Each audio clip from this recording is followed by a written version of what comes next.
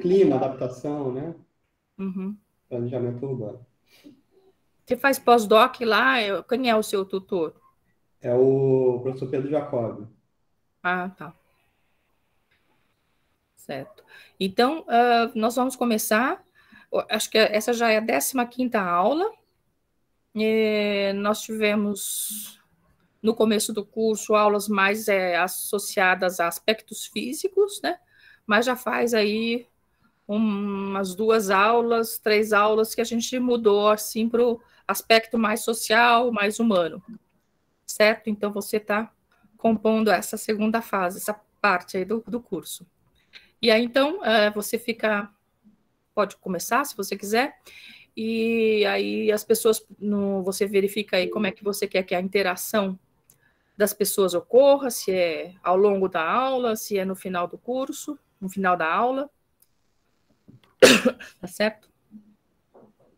Tá bom. Então Vamos pode lá. começar. Obrigado, professora Maria Elisa. Primeiro, agradecer, né, ao convite, a possibilidade de estar aqui com vocês, conversando, aprendendo, trocando, né? E começo pedindo desculpa pelo outro dia, né, que eu não consegui conectar, realmente estava numa situação de conexão muito ruim. Vejo que a turma é grande, o que é sempre animador, né, para o professor. Sobre a questão de da interação, né, a gente pode tentar fazer uma mistura, né? Um pouco. O som tá baixo, é isso? Não, para mim tá bom, tá um pouquinho baixo só. Se quiser aumentar um pouquinho é bom. Deixa eu ver se eu consigo aumentar o microfone. Peraí. Eu aumentei o meu aqui. Ah, tá. Tá.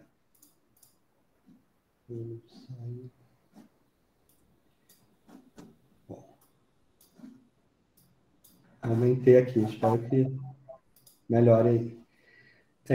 Vamos lá. Boa tarde. Eu vou dar uma apresentação, né? Enfim, vocês podem, para não ficar muito esperando até o final, né? Vocês podem levantar a mão aí, a gente vai conversando, não tem problema, tá? E aí, ao final, a gente abre com uma conversa mais propriamente dita, uma rodada, tá bom?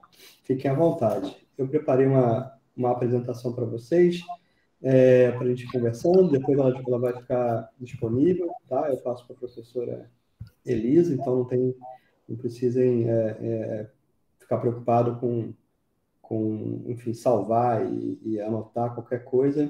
E a ideia aqui, gente, é fazer uma provocação mesmo, né, em relação à minha pesquisa, né, minha área de interesse quando se trata de mudança climática, que é um pouco como a professora Elisa falou, essa parte do curso agora, né, entrando para o tema aí das dimensões sociais e humanas das mudanças climáticas, né? Quando eu penso em mudança climática, né, me vem à cabeça a dimensão humana e social, né, além do aspecto físico, geofísico, geoquímico, né,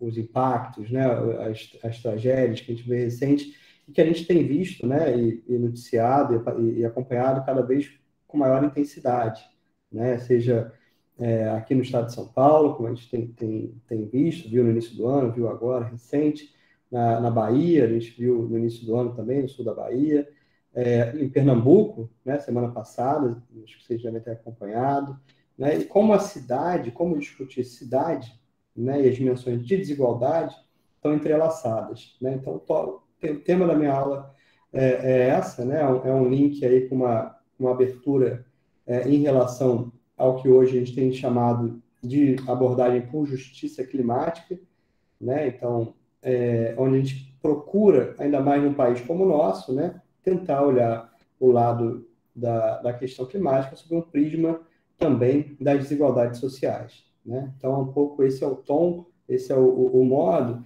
e eu acho que ele abre, né? Eu entendo que aqui é um curso onde estão professores, né?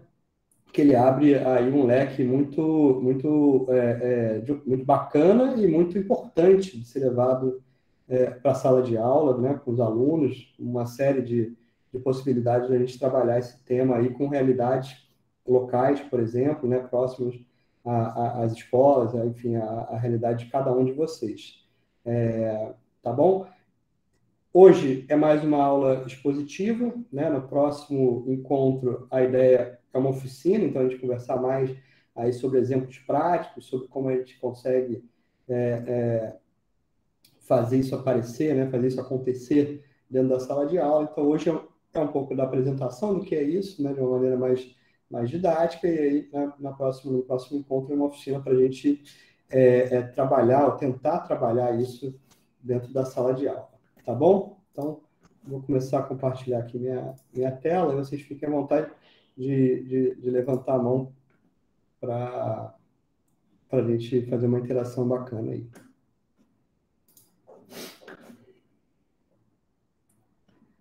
Vamos lá.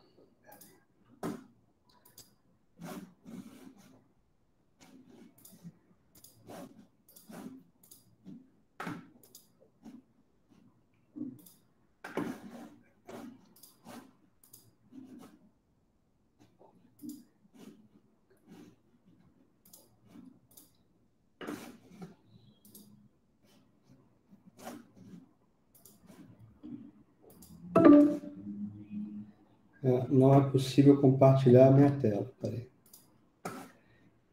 que eu vou tentar fazer um...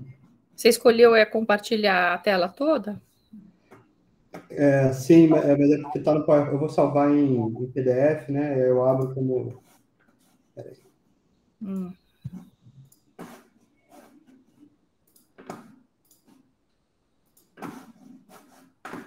lá.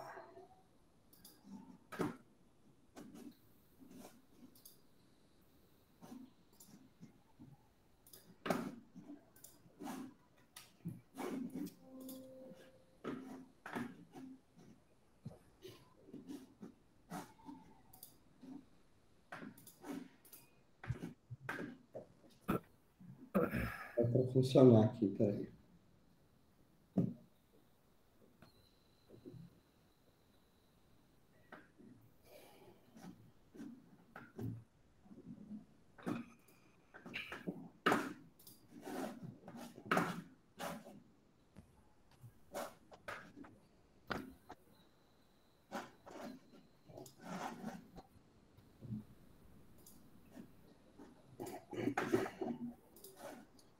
Acho que agora foi.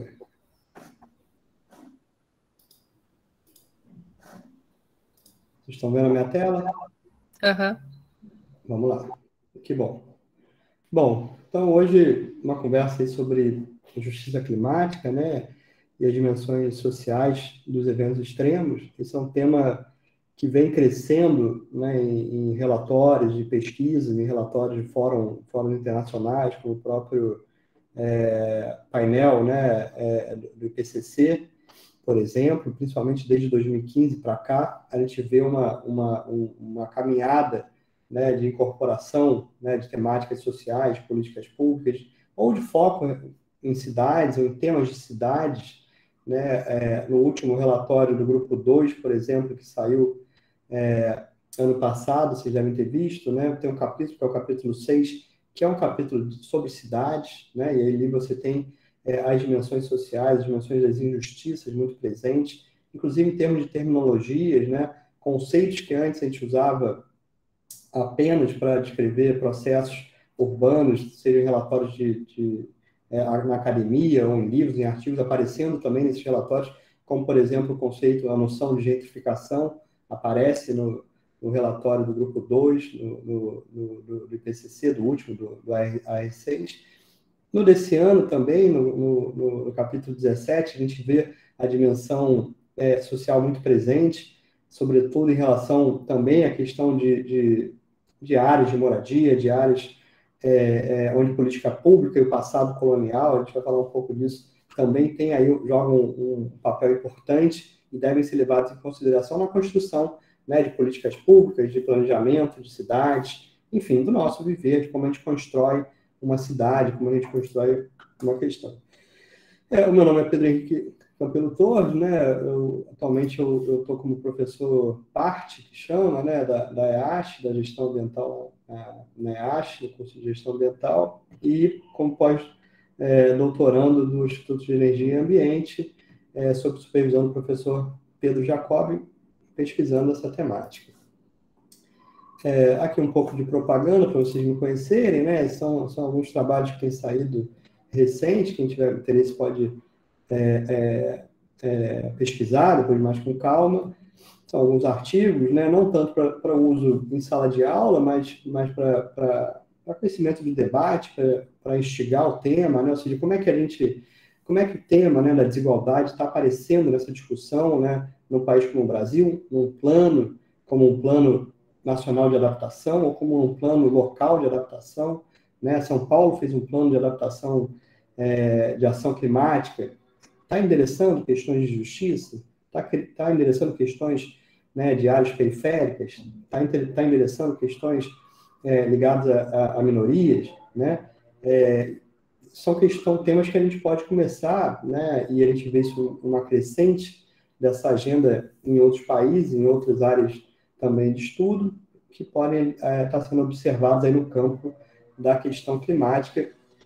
Então, são temas aí bacanas de vocês entrarem em contato, né? Aqui são alguns trabalhos pioneiros, assim, no Brasil, em português. Olha como eles são recentes, né? Eles são de 2010, 2011, mas que começam a falar, né, do ponto de vista da academia brasileira sobre justiça climática e os eventos extremos, né? Eu chamo a atenção para esse primeiro trabalho do Bruno Milanês, que é um professor de Engenharia Ambiental da Federal de Juiz de Fora, em Minas Gerais, junto com o Igor Ferraz, e eles fazem um levantamento sobre o caso das enchentes no Brasil, né, que se repetem, né, se repetem com muita frequência, e se havia naquele momento uma ligação, né, ou uma percepção, melhor dizendo, entre esses eventos que estavam ocorrendo e cada vez com impactos trágicos cada vez maiores, se isso tinha alguma ligação, né, no imaginário, né, na percepção, nas falas, com a questão das mudanças climáticas, né? E eles vão ver que ainda, isso lá em 2010, isso ainda estava muito distante, ou seja na pauta do jornalismo, seja numa cobertura da rádio, do jornal, da própria população, da própria comunidade, isso não tinha esse link, né, entre a questão, um desastre, uma questão climática, né? E hoje a gente vê que isso tem mudado bastante nos últimos anos, né? Tanto pela cobertura, né, quando há uma tragédia, um evento extremo que atinge a comunidade, como da própria comunidade que começa a reconhecer aí a questão climática como um elo importante. Então, para fechar a propaganda, né, minha propaganda pessoal, esse é um livro que eu publiquei no final do ano passado, fruto aí do meu trabalho de pesquisa, né, que busca entender um pouco como é que essas respostas comunitárias, né, em relação a criar, né, medidas antecipatórias, né, um desenvolvimento mais resiliente, né, de comunidades, está se operando no sul global. Porque a gente escuta muito, né, sobre como as coisas estão andando ou acontecendo, né, no chamado norte global, né, nos países centrais, nos Estados Unidos, na Europa, né, na Oceania, né, mas como é que está? O que está ocorrendo? Quais são os exemplos que a gente pode pensar e perceber, né? Então, a ideia desse livro foi tentar mapear um pouco isso. Então, ele é focado em abrir espaço para casos apenas do sul global, né, representando todas as áreas, né, que são, né, bom a gente deixar bem claro, né, o sul global não é homogêneo, né, então a gente precisa entender também o que é esse sul global, né. Então tem um capítulo sobre com estudo de caso sobre o Uruguai, tem sobre Bangladesh, tem sobre as Ilhas Salomão, que às vezes a gente coloca a Oceania toda no pacote, né, mas as ilhas da Oceania, as ilhas do Pacífico, joga um papel importante, né, e tem um passado colonial que traz uma realidade distinta e, por ser insular também, um impacto distinto. A questão da África, então tem Moçambique, tem Brasil, comparando os planos de Santos, Fortaleza e Rio de Janeiro, né? Então, é um livrinho que busca trazer um pouco dessa situação, tipo, como é que está acontecendo por aqui? Ou seja, olhar um pouco, né, a partir dos olhos, né, da nossa realidade do sul global. Mas como eu coloquei, né, o sul global ele não é uma região, uma área, né, homogênea, né? Então não dá para falar, né, isso fica bem claro lendo os casos do livro, porque a gente vê ali realidades muito distintas, né, entre o que é o Sudeste Asiático, a África. Aqui mesmo na América do Sul, né, a gente vê realidades bem distintas, então é interessante também a gente pensar que essas respostas, né, elas não podem ser blocadas, né, de forma homogênea, porque existem realidades, né, específicas a cada uma dessas regiões, e isso precisa estar cada vez mais, né, presente nos discursos, nas narrativas e na própria política pública, né? Então, essa é um pouco da ideia, né, hegemônica aí do que é o sul global, que não é homogêneo, né? Enfim. E aí, só para ligar, né, linkar aí com um tema, que é um tema que está aí, né, agora voltou, né, parece uma quarta onda, quinta, já perdi a conta da onda que mas muita gente com Covid de novo, né, espero que esteja todo mundo bem aqui. No colégio do meu filho tem não sei quantas pessoas com Covid, né, e conhecidos também. Mas essas desigualdades, né, entre o sul e o norte, elas estão, a gente viu presente agora, né, na questão das vacinas, por exemplo. Só um dado que eu trago para ilustrar o nosso exemplo, né, mostrando que esses laços de desigualdade, né, entre regiões, entre países, entre passados históricos de longa duração, né, eles fazem com que o impacto disso ele seja muito brutal, né? Na vacinação com a Covid, a gente viu isso muito claro na forma da produção, da distribuição, né, da forma, né, da demora em chegar, o preço, né, de cada situação, né? Aí está o quadro dos países que mais se vacinaram, né? E a gente vê aqui os últimos, né? Tanzânia, Nigéria, Etiópia, Quênia, Egito, África do Sul, Filipinas, ou seja, países do sul global com maior dificuldade, mostrando, evidenciando, né? Para que eu trago isso aqui, gente? Evidenciar que essa desigualdade é estrutural, né? Essa é uma desigualdade estrutural que a gente precisa pensar nela também quando a gente vai falar sobre clima. E, de novo, né? Está no IPCC, está no relatório, né? Está no relatório do IPCC, pela primeira vez, né? Expressões como colonialidade climática. Se vocês forem no capítulo 17 do AR6, lançado no início desse ano, vai estar lá, né? Ou seja, por quê? Porque tem uma discussão sobre esse passado colonial, né? Sobre como esse passado colonial faz com que você tenha aí certas situações, né? Que colocam os países em equilíbrios diferentes e possibilidades de adaptação e reação, né, a esse tema também diferente, né? Tá certo? Bom, mas o que é, então, essa justiça climática, né? Como é que ela deve estar aí nessa arena, né? Você está falando de laço colonial. Bom, como a justiça climática é um tema emergente, principalmente no Brasil, vocês vão ouvir ela um pouco como sustentabilidade, né? Que começou a ganhar, né, narrativas e se apropriar por diversos atores, né, diversas empresas, diversas corporações, diversos, enfim, setores. A justiça climática também, né? Assim, você vê na última COP, por exemplo, os setores do agronegócio reivindicando também uma abordagem um pouco de justiça climática. Então, assim, o que é ela, né? Ela precisa ser contextualizada, ela precisa ser historicizada, ela precisa ter a gente precisa mostrar o nosso entendimento sobre isso. E eu parto do entendimento, né, a partir das minhas pesquisas com alguns autores que eu tenho dialogado, né, é que a gente não deve pensar aí uma justiça climática que não busque romper esses laços coloniais, ou seja, a gente tem que pensar uma perspectiva que a gente chama de decolonial, ou alguns geógrafos chamam de anticolonial, como Marcelo Lopes de Souza, enfim, descolonial, anticolonial, vai aí da abordagem, do tipo de diálogo com algumas teorias, alguns autores, mas um pouco do que eu quis fazer aqui, mostrei para vocês nesse livro, ou seja, mostrar, eu quero saber o que está acontecendo aqui, né? Como é que a gente, daqui a gente consegue entrar nessa discussão, né?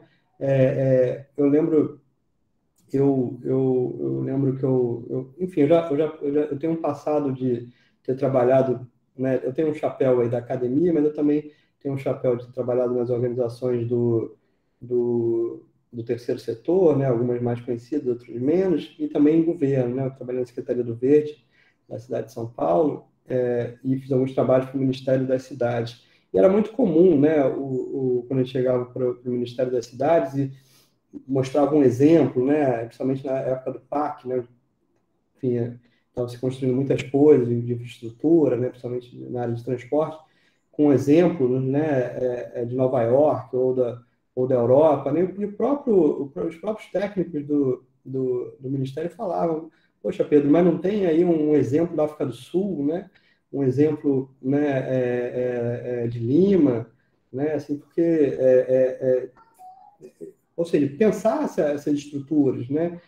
O que tinha muito forte era a da Colômbia, né? A agenda de Medellín, mas aí é um outro tipo de, né? Vem como uma agenda, né? Assim, e aí todo mundo ia para Medellín, né? Todo mundo ia para Bogotá, Medellín, vira uma agenda, não vira uma construção a partir, né? Da nossa realidade também, né?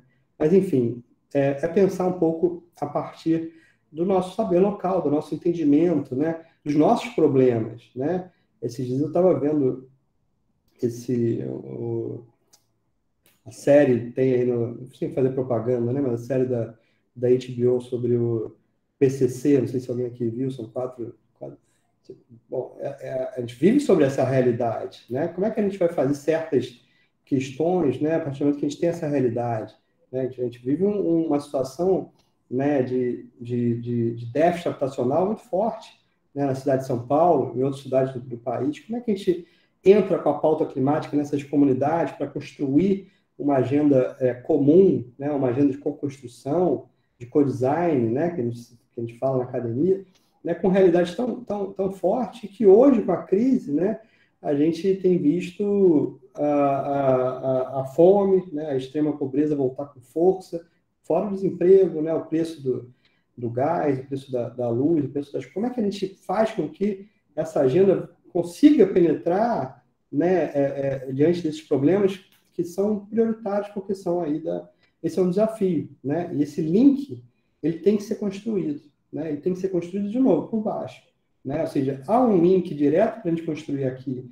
entre habitação, né, e mudança climática, um link que não está feito, né? Um link que não está feito pelo poder público, que não tem sido feito pela academia e que não tem sido feito pelo próprio movimento social. Né? Se a gente pega, por exemplo, o movimento dos sem-tetos, né? A mudança climática ainda não é um tema prioritário, né? Ou pelo menos como eu entendo que deveria ter potencialidade de o ser, né? Ou seja, há uma relação direta entre habitação, né, e justiça climática. Por quê? Porque quando tem uma enchente, um alagamento, né, quem são os primeiros a sofrer esse impacto? Né? Quem é que está na encosta? Tá certo? E por que está na encosta? Porque a gente não tem um problema de déficit habitacional resolvido em área central da cidade. Né? A gente tem assim, olha como os problemas eles são estruturais e estão interligados em questões aí de desigualdade para uma realidade como a nossa. Né? Então, assim, a lógica, o nosso desafio, né, ele é maior nesse sentido, mas ele, mais do que ele ser maior, ele é específico. Né? Por isso que a identidade aqui da nossa questão local é importante e por isso que a gente tem que valorizar, né, os saberes tradicionais do território, essa história de longa duração que eu mencionei, ou seja, a gente está falando de um passado, né? Teve um debate ocorrendo sobre a questão das áreas mananciais, né, de proteção de manancial, né, que estão aí sobre domínio e controle de grupos paramilitares, né, de crimes organizados ou de milícias, né? E como é que você resolve essa questão? Né? Como é que você trata essa questão? Como é que você impõe essa agenda? Isso não está na agenda, né, quando a gente abre um guia de melhores práticas da Holanda. Né? Enfim, isso não está. Né? O entendimento sobre essas questões vão ser diferentes. Né? Significa que a gente não tem que fazer, pelo contrário, né? Significa que a gente tem que fazer sim, mas é fazer com outro olho. Né? É isso que é um pouco que a gente está tentando provocar aqui com vocês. Mas antes de avançar, o que é justiça? Né? O que é justiça, para a gente falar de justiça climática? Tem uns autores que eu gosto muito, né, que são a Nancy Fraser, não sei se vocês já trabalharam com ela, mas também o David Slosberg, o próprio Julian Agnew. Eu tenho uns livros aqui, infelizmente não consigo passar em PDF para vocês, mas são autores que trabalham um pouco dessas dimensões de justiça, porque a justiça não é uma coisa só também, né? Ela pode ser um objeto de luta, de disputas. Então, o que é o nosso entendimento do que deveria ser das coisas, né? Eu costumo pensar, né, quando a gente pensa em política pública, em um país como o nosso, ou numa cidade como a nossa, né, que a gente, muitas vezes, a gente tem uma chance só. Né? Quando a gente tinha um PAC, ou Minha Casa Minha Vida, né, a gente sabia muito bem, né, que demoraria talvez 10, talvez 20, talvez 30 anos para a gente ter de novo um programa de moradia popular daquela magnitude, né? Ou seja, que construísse 3 milhões de unidades de habitação social. Né? Ou seja, nessa hora, a gente, como gestor, ou como influenciador, como academia tentando incidir na política pública, a gente tem que ter bem claro, né, que essa chance, que ela é única naquele momento, ela precisa conseguir endereçar, né, a maior quantidade de ações ao mesmo tempo. Ou seja, hoje, para mim, fica muito claro, né, que se a gente tem que trabalhar com adaptação, a gente tem que unir a adaptação com as questões de desigualdade. Né? Ou seja, já que não vai ter dinheiro para tudo, né, não vai ter, nem tudo vai ser prioritário, né, a gente tem que tentar que isso seja feito, esses elos sejam conectados, né? O trabalho é intersetorial, né? Ou seja, a questão da habitação, né? A questão do saneamento, a questão do transporte, né? Isso tudo tem que entrar, né, num pacote, né? Ou seja, quando você vai fazer uma revitalização de orla, né? Como se fosse um projeto de resiliência face às mudanças climáticas, o que tem que vir na nossa cabeça como formulador, como gestor, como academia, ou com o movimento social, ou com parte da sociedade civil acompanhando o processo, tem que ser um pouco esse. Mas essa orla, ela já está sendo pensada, né, face a uma estrutura mais resiliente, né, esse dinheiro que é tão pouco, né, que acaba, ou que vai para o ralo, né, o que é desviado, enfim, que seja, ele já está sendo pensado para isso, né? Ou seja, esse novo metrô, ele já está com uma infraestrutura mais resiliente, né, para aguentar os desafios que vêm pela frente, né? Olhem aí, né, depois olhem no Google, né, impacto em metrô na China, Nova York, né, face a eventos extremos, o dano, o prejuízo que faz, né, que tem aumentado, tem preocupado muito esses países. Né, essa conta também vai né, tendencialmente vai aparecer por aqui também. Cidades como Rio de Janeiro, onde o lençol freático, né, onde para construir um metrô você tem ali uma questão específica, e outras cidades também do nosso litoral. Como é que você está pensando nessa questão? Né? Porque é isso que a gente tem que pensar, no meu entendimento. Né? Então, eu gosto muito desse quadrinho, apesar, né, de estar em inglês, né? Mas é um pouco, ele descreve, né, a diferença aí, né, sobre o que e, enfim, dá para a gente, pensando numa atividade aí de escola e tudo mais, com o aluno, pensar, inclusive, né, em outro esporte, em outras formas de representar isso, mas a realidade que se dá é um pouco essa do primeiro quadro, né? Ou seja, a gente tem níveis diferentes, né, de realidade sobre quem está querendo assistir um jogo, por exemplo, ou está na vida real, né? A igualdade é quando você tenta oferecer a mesma ferramenta para os três, pensando que você vai resolver o problema. Né? A imagem mostra que você não resolve o problema dando as mesmas condições, né? É um pouco o debate sobre a meritocracia que a gente vê por aí. Não basta dar as mesmas condições. Não basta dar as mesmas condições, porque tem gente que está saindo atrás, né? Então, assim, ela não vai chegar nas mesmas condições porque ela já saiu atrás. Isso tem a ver com o debate colonial, isso tem a ver com o debate histórico, né, da realidade de cada país, né? Então a gente tem que pensar numa questão de igualdade, equidade, né? Ou seja, a gente dá um pouco a mais, né, na representação de caixas, né, para quem estava excluído do processo, ou mal incluído no processo, possa incluir, né? Isso é o mínimo que a gente quer, né? Mas pode ser mais do que isso? Pode. Pode ser uma coisa totalmente diferente, que a gente sequer, né, tem a resposta imediata agora, né, que é você tirar essa estrutura. Ou seja, os três, né, na representação tiram essa estrutura e recriam uma história nova. Ou seja, você está destruindo esse laço, né, de desigualdade, de impossibilidade. Um pouco, quando a gente pensa a justiça climática, é um pouco isso. Como é que a gente tira esse laço? Né? Porque a gente tem visto, né, o crescimento de ferramentas, né, que tem potencializado aí alguns e não outros, né? Por exemplo, eu acompanho, porque me interessa, o debate sobre carros elétricos, né, no mundo e no Brasil. A gente vai falar um pouco rapidamente sobre isso. Mas quem vai ter carro elétrico primeiro no Brasil? No mundo, né? Quem é que está tendo hoje carro elétrico, né?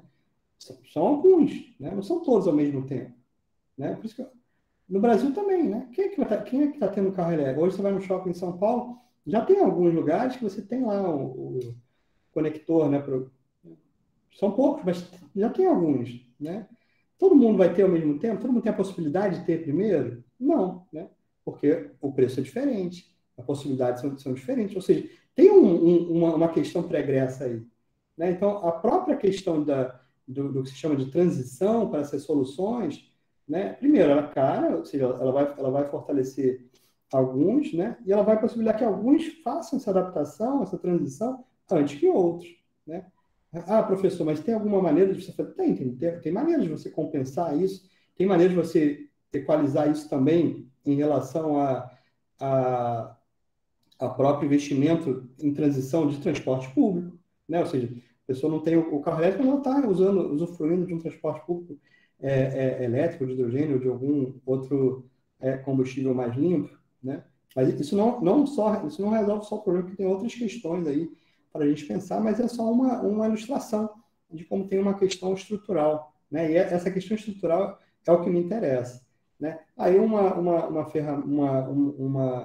imagem que é mais amigável para trabalhar com alunos, né? Principalmente aí Fundamental 2, eu acho, né? Enfim, ou médio também, mas mostrando um pouco isso, né? Ou seja, você tem a questão da árvore, ou seja, acesso desigual a oportunidades, a árvore está tombada, né? Propiciando que um só tem aí a maçã, o fruto, né? O romance, o que é, né? Parece uma macieira, né? Do outro lado, a gente tem a possibilidade de fazer a igualdade, então a gente coloca uma escada achando que a gente está oferecendo a mesma ferramenta para os dois, mas como ela está envergada, você não consegue, né, nem com a escada alcançar, né? A equidade, então, é você dar uma escada maior para o local onde a árvore está envergada, assim os dois conseguem pegar essa maçã. Ou, né, aquilo que eu mostrei na outra imagem, que é você, né, tentar consertar a árvore, ou seja, você tentar mudar, né, ela deixar de estar envergada, que aí os dois, aí sim, conseguem, em iguais condições, pegar o fruto que precisam, né? Esse é um livro que eu passei como sugestão para vocês, eu acho que vocês talvez tenham visto já em algum lugar. Ele está em PDF, disponível, gratuito para baixar. É um livro que eu tenho um carinho grande, porque eu acho que ele é bem atual, né? Ele traz essas questões atuais, ele incorpora dimensões sem perder, né, o elo com as questões fundamentais ligadas ao tema da mudança climática. tema da biodiversidade, aos temas, enfim, as dimensões, né, fundamentais, ele traz outros temas, né? Foi um pouco da conclusão desse grupo de autores, que já tinha publicado um outro manual, e falou, gente, esses temas estão acelerando, né? A gente precisa incorporar questão de gênero, né? As mulheres, né, estão sofrendo mais, né, o impacto, né? A gente precisa incorporar a questão indígena, população tradicional, tá certo? A gente precisa incorporar a questão da crise hídrica, especificamente aqui para São Paulo, por exemplo, mas não só, né? A gente precisa mostrar também algumas soluções. A gente tem visto aumentar a questão das hortas urbanas, né? Como as hortas urbanas comunitárias podem criar censos importantes, né? A gente tem que discutir habitação, né? O capítulo 12, né? Quando morar torna-se muito perigoso. A gente precisa falar de justiça, né? O capítulo 6, que é o meu, que eu assino. A gente precisa trabalhar com os alunos a questão da arte, criar identidade, né? Ou seja, como é que a gente pode trabalhar isso, né? Então, assim, a questão da juventude, né? A questão, como é que a juventude aí pode contribuir de maneira muito, muito direta. Então, é um livro que é para Fundamental 2 e médio. A gente lançou no final do ano passado, infelizmente não teve lançamento por causa da Covid, né? Mas tem o link, né? Eu vi que a professora Elisa falou que vai disponibilizar. E eu tenho no IEE, gente, lá no Instituto, alguns exemplares, tá? Então, assim, depois, se alguém quiser pegar algum exemplar para trabalhar eu entendo que todo mundo aqui é professor, né? Se alguém quiser levar algum, buscar lá, tem que combinar comigo, aí, enfim, vocês vão ter meu e-mail no último slide, ou a professora Elisa disponibiliza, e a gente pode organizar para quem quiser pegar um exemplar impresso, eu também posso possibilitar isso para vocês, a gente se organizando mais para frente, tá? Mas ele está online, está disponível aí de maneira gratuita no site do Livro Aberto da Universidade de São Paulo. A questão dos oceanos, né, das pescadoras, enfim, e ele traz sempre uma sugestão, né, uma sugestão de atividade, uma sugestão de como trabalhar esse tema na aula. É um material que eu acho bem interessante e que é para estar na rua, né, até para a gente saber. Faltou mais tema, né? A gente mesmo sabe que ele é um livro mutante, o tema né, está andando, né, que algumas coisas podem funcionar melhores que outras, e aí o feedback, né, a troca com vocês que estão aí na sala de aula, como a gente, é fundamental para a gente ir entendendo o nosso material. A gente não quer fazer o livro só para o livro, né, ser lançado, mas que a gente quer que ele tenha utilidade real, né? A questão da justiça, voltando para ela, é um pouco que eu abordo nesse capítulo, ela é mostrando que tem essa diferença, né? Também na questão das emissões, por exemplo. Ou seja, a gente tem uma discrepância muito grande, um abismo aí entre aqueles que emitem mais, né? E sua condição social, né? Ou seja, aqueles que emitem menos, né? E sua condição social, né? Então, tem diversos relatórios, tem diversos elementos aí para a gente trabalhar essa questão, que hoje mostram de maneira muito clara, muito didática, como essa desigualdade ela opera, né, na dimensão climática. Aqui um dado do relatório da Oxfam. A Oxfam lança todo ano, né, um relatório atualizando a questão de riqueza e tudo mais.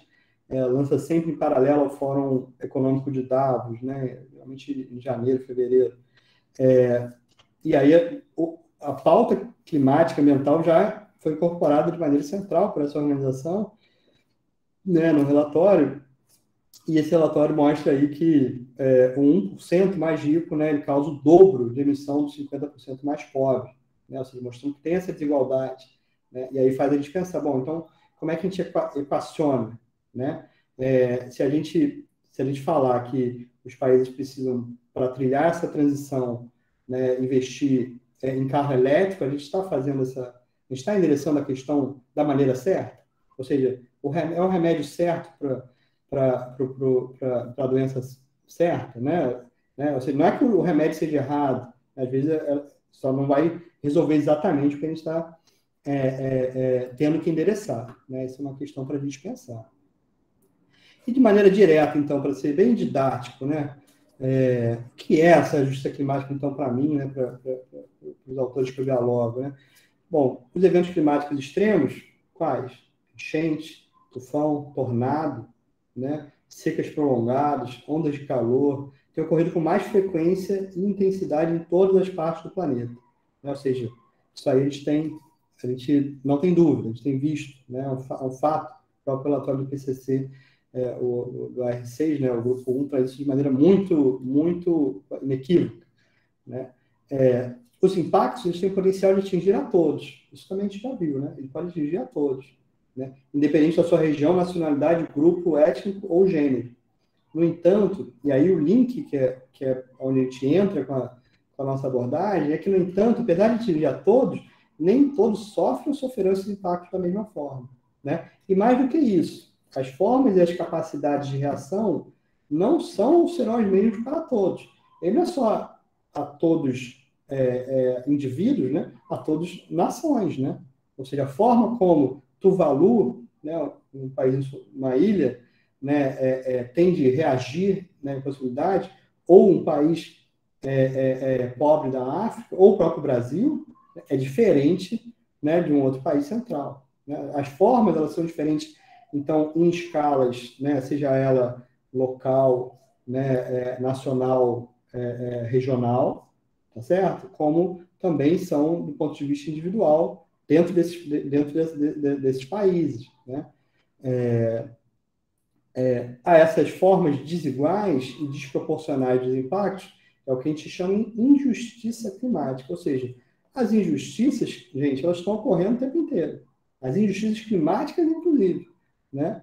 Nesse momento pode ter algum caso, né, ocorrendo, né, de deslizamento, de um impacto de alguma questão em que ele esteja ocorrendo nesse momento. A reação, ou seja, quando você dá publicidade, quando você leva o tema para a arena pública, né, é o que a gente chama de justiça climática, né? Ou seja, a justiça, então, é o movimento de dar voz, iluminar aquilo que é uma injustiça. Esse é o entendimento, né? Então, se a gente quer que um plano de ação climática incorpore, né, a questão das desigualdades, a questão das injustiças, a gente precisa fazer com que ele, né, melhor dizendo, né, incorpore as dimensões de justiça, né? Então, nesse capítulo que eu falei do livro dos casos, né, que a gente analisa o plano do Rio de Janeiro, Fortaleza e Santos, né, me chama a atenção, né, uma cidade como o Rio de Janeiro, né, onde 13% no mínimo da população, né, os dados a gente infelizmente tem esse apagão ainda, né, de censo e tudo mais, mas no mínimo 13 a 15%, eu acho que é mais até, por cento da população mora em áreas de favela, né? Como é que um plano de adaptação não coloca como central, né, esse território? Não coloca como central a população desse território? Essa é uma das críticas que eu faço aqui nesse capítulo. Ou seja, é possível, né? O que a gente está fazendo quando a gente faz um plano, né, no Rio de Janeiro, né, para que foque em outras áreas que não são essas áreas, né? Será que a gente não está aí reforçando, né, perpetuando desigualdade, né? Perpetuando, ou quando a gente faz aqui em São Paulo, né, opções, né, para revitalizar certas áreas, certos rios, ou certas áreas de certos rios, com tais infraestruturas do que fazer outras coisas, né? Como eu falei, né, a gente tem uma chance, né? Às vezes é uma chance, é um dinheiro. Como é que a gente consegue, né? Será que a gente não acaba perpetuando a desigualdade e abrindo mais esse abismo, né? Isso é uma coisa para a gente pensar. Então, se a gente quer incorporar, eu acho que a gente precisa e deve, isso precisa estar cada vez mais presente aí nessas agendas. Aqui é um mapa que vocês já devem ter visto, né? Países impactados, os países que mais emitem, né? Ou seja, a diferença entre aqueles que contribuem aí com mais emissões, olha como as escalas que a gente fala aqui o tempo inteiro, como a gente passeia, né? No que a literatura chama do cross scales, né? Ou seja, o entre escalas, né? Ou seja, a gente está o tempo inteiro falando do local, mas ele está conectado com o nacional, que está conectado com uma realidade que é que é internacional e que é histórica, né? Tem um passado por trás que é muito importante de estar sempre sendo relembrado, né? Isso tem a ver com o passado colonial. Não à toa, por isso que está registrado aí no relatório do IPCC, né? E aqui, gente, é só para a gente pensar, né, um pouco dessas... Isso aqui é o que a gente mais vai ver, né,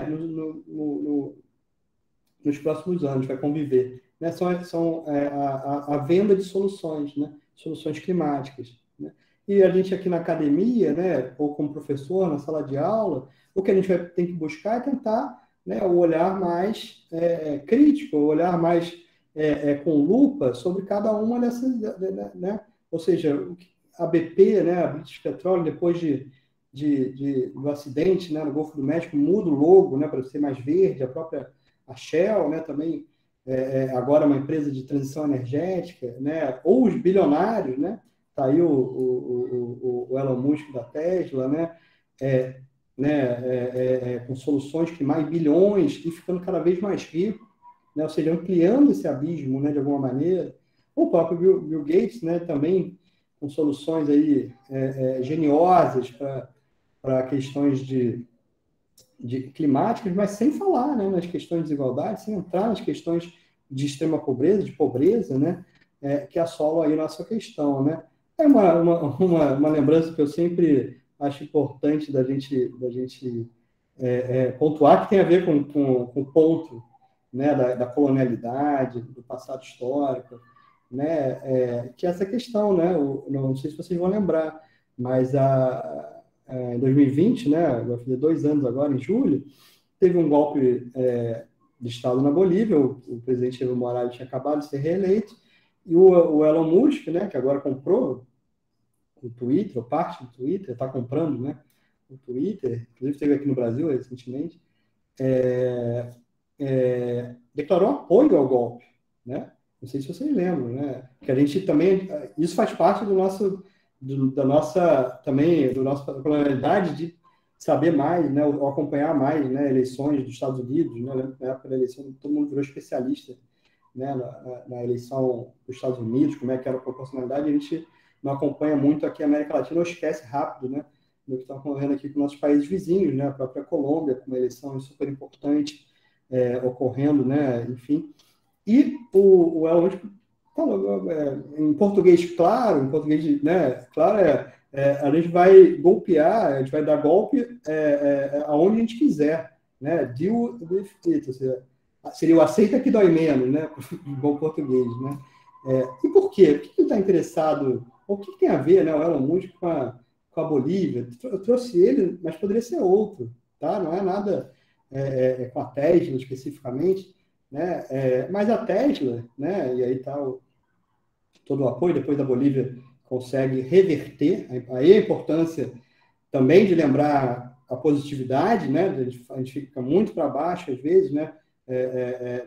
Contra esses atores que são aí do mainstream mais, né, fortes, né? Do hegemon, mas aí uma possibilidade da sociedade da Bolívia ter revertido o golpe de Estado lá, mesmo com Evo Morales fora do país. É importante a gente lembrar, até como fio de esperança, né, de alguma coisa. Mas por que ele tem algum interesse, né? Por conta da matéria-prima, gente. Não sei se alguém trabalha com isso, ou tem acompanha esse tema, né? Mas para você fazer, né, a principal matéria-prima para as baterias do carro da Tesla, né, você usa o lítio, né? E hoje, né, a principal reserva de lítio que a gente tem no mundo, né, é a da Bolívia, tá certo? Então, olha que interessante, né? Olha que interessante para a gente pensar. A gente quer... Aí tá o mapa, aí, vocês que gostam de mapa, eu adoro mapa. Na Bolívia, né, a estimativa de reais aponta para que eles devem ser cerca de 9 milhões de toneladas. Olha a diferença da quantidade de lítio que você tem nos Estados Unidos e na Bolívia. Ou que você tem de lítio na Bolívia e no Brasil mesmo, né? Ou em Portugal. Né? É uma outra esfera. Agora, a sociedade da Bolívia está usando Tesla? Não. Ou seja, você está usando ou se apropriando, né, de um recurso natural para fazer uma transição. Olha como é que as coisas são ligadas de novo, né, nas cross scales, nas escalas entrecruzadas, né, ou seja, um recurso natural que está na Bolívia, né, que vai fazer uma solução climática nos Estados Unidos, né, como é que é o ciclo disso, né? Eu pergunto, né, transição para quem? Por quê? Porque você faz a mineração disso na Bolívia para fazer essa transição energética de veículos mais limpos nos Estados Unidos, né? Para alguns, né? Que mesmo nos Estados Unidos a Tesla ainda é cara, existem outros modelos mais baratos, mas já nos Estados Unidos, aqui também, né? Aqui eu vi que quem foi a Renault, né? Que lançou o Kwid elétrico, popular, né? Popular entre aspas, está todo mundo sem dinheiro, mas popular, né? Com uma autonomia baixa, de 100 km, bem urbano, né? Não sei se vocês viram. Mas, enfim, a Bolívia é onde você minera para você fazer a transição desses carros elétricos nos Estados Unidos. E depois, para onde vai o resíduo da bateria, né? Isso é uma outra questão, né? Para fechar o ciclo, para a gente pensar, né? Ou seja, essas soluções, elas têm que ser sustentáveis no ciclo, né? Elas não podem ser sustentáveis só no momento ou só para alguns, né? Ou seja, depois elas viram o que a gente chama de mineração urbana, né? Em países da África, do Sudeste Asiático. É isso mesmo? É isso que a gente quer? Né? A gente precisa ter essa consciência e tentar entender, porque vai chover, como já está chovendo, né? Essas soluções, né? Mas essas soluções elas precisam vir acompanhadas aí de questões. E a luta por justiça climática, ela ajuda isso, né? Ela ajuda, por exemplo, a denunciar falsas soluções ou a problematizar. Bom, ok, né? Mas dá para você explicar como é que você corporação, você empresa, né, vai fazer o fim do ciclo da sua bateria? A gente quer deixar os combustíveis fósseis, né? A gente quer usar menos, ficar menos dependente do petróleo e gás. A gente precisa. Não é que a gente quer, a gente precisa, né? Mas a gente vai fazer isso às custas da democracia na Bolívia e depois mandando resíduo eletrônico, ou resíduo tóxico para países da África e do Sudeste Asiático, né? Ou seja, olha como é que é um jogo geopolítico também, né? Grande aí que a gente tem que pensar e como é que está entrelaçado, né? Então, a luta por justiça climática ela também vai ser local e global. Ela surge, inclusive, assim, né? E é essa pauta que a gente tem que estar, né? E então, de novo, né? Como é que a gente pensa isso em política pública? Bom, pensa numa estrutura, num plano, né? Se o plano está endereçando essas questões, né? Se o plano consegue garantir, né? Ou se numa reação, numa ação de reação, né? De uma crise hídrica, a gente consegue garantir que ninguém vai ficar sem água, né? Não que alguns vão ter água e certas comunidades, as mais pobres, né? Não vão ter águas, que é o que ocorreu, né? 2014, 2015 em São Paulo, né? Tem gente que comprar no Rio de Janeiro, né? Minha família é de lá, minha mãe mora lá. Quando teve o problema da Geosmina, 2021, eu acho. Não sei se vocês lembram, né? Você escutava as pessoas falando, mas não bebe água não, porque está com, né, a Geosmina, você vai e compra, né? Mas quem é que pode? Todo mundo pode comprar água todo dia? Né? Não, né? Então, assim, como é que faz quem não pode? Na própria Covid, de novo linkando a questão da desigualdade à Covid, né? Lave a mão sempre, o início da pandemia, lave a mão com água e sabão, né? Tinha dificuldade de fazer isso, né? Então, olha como essas questões, elas precisam ser encaradas, né? De maneira frontal e integradas, né? Aí, só para vocês verem que a minha questão não é só com Elon Musk, é com essas ideias, né? Ou seja, o próprio Jeff Bezos, né? Um outro desses bilionários, o bilionário aí da Amazon, não sei se alguém que trabalha na Amazon ou na Tesla, nada pessoal, né? Mas está dando 1 bilhão, né? Ou prometendo 1 bilhão por ano para lutar a mudança climática e, ao mesmo tempo, fazendo, né, experimentos, emitindo, né, um monte e tendo ideias, né, de bilionário, né? Ou seja, por que não, o que está escrito aí na matéria, né? Por que não, né, jogar toda a poluição industrial no espaço, dentro de um foguete privado, né? Ele tem apoiado aí a viagem comercial para fora do planeta, né? Ele e outros bilionários, né? Ou seja, por que não? Né? Como se fosse, né? Primeiro, você custa dinheiro, né? Precisa de tecnologia para fazer. Quem é que vai dominar essa tecnologia e ganhar dinheiro sobre isso? Mas não é só isso, né? Se você acha que você pode pegar toda a poluição que você produz e jogar, você não está resolvendo o problema da causa, né? Você não está falando que você tem que parar de emitir, você está falando, não, pode emitir que eu vou jogar, né? Para fora, para onde for, né? E não é isso que a justiça climática deveria endereçar, né? Essa fala do Jeff Bezos me lembrou na hora, né, de uma fala, de um caso, não sei se vocês já ouviram esse caso, ficou bem famoso na época, enfim, em alguns livros de justiça ambiental ele é sempre lembrado, que é o do Memorando Summers, né, na véspera aí da Eco 92, lá em 91 ele era presidente do Banco Mundial, vazou, né, um memorando, né, onde ele falava explicitamente, enfim, hoje a gente consegue até pegar na internet o memorando em si, né, onde ele falava, cá entre nós, né, o Banco Mundial, não deveria, ele era presidente do Banco Mundial, né, cá entre nós, o Banco Mundial não deveria incentivar mais a migração de indústrias poluentes para os países menos desenvolvidos, né, como instrumento de orientação de política, né? E aí ele apresentava 3 razões, né, que lendo, que são 3 razões para que os países periféricos fossem, então, o destino desses ramos industriais mais danosos ao meio ambiente. O meio ambiente seria uma preocupação estética típica apenas das elites, ou seja, esses países periféricos não estariam se preocupando com isso, né? Lembrar que a gente está aqui em 91. 2, os mais pobres, em sua maioria, não vivem, olha que perverso, né? Os mais pobres, em sua maioria, não vivem o mesmo tempo necessário para sofrer os efeitos da poluição. Segundo ele, alguns países da África estariam subpoluídos, isso daria até para poluir mais, né? Porque a taxa de expectativa é baixa, né? Ele não está sofrendo, né, o efeito cancerígeno, o efeito de outros, né, agravos ambientais desses resíduos, né? E pela lógica econômica, poderia-se considerar que as mortes em países pobres teriam um custo, então, mais baixo do que nos países ricos, pois seus moradores recebem salários mais baixos. Gente, isso depois, enfim, virou um escândalo, né? Ele teve que falar que não era bem assim, veja bem, e tal, mas inspira um pouco a lógica. E uma lógica que a gente viu acontecer, né? A gente vê acontecer até hoje, um pouco que eu mostrei aqui, né?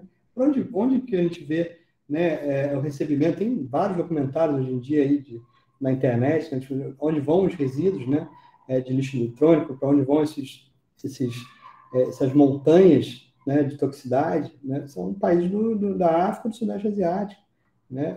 Se não está indo porque foi uma orientação do Banco Mundial, né, e não necessariamente né, isso de alguma maneira acontece, né? Ou seja, como parte de uma composição, né, sistêmica da ordem mundial, né? Tá certo? Enfim, isso faz a gente linkar a justiça climática com a justiça ambiental. Então tem aí um link, né, entre a justiça ambiental e a justiça climática.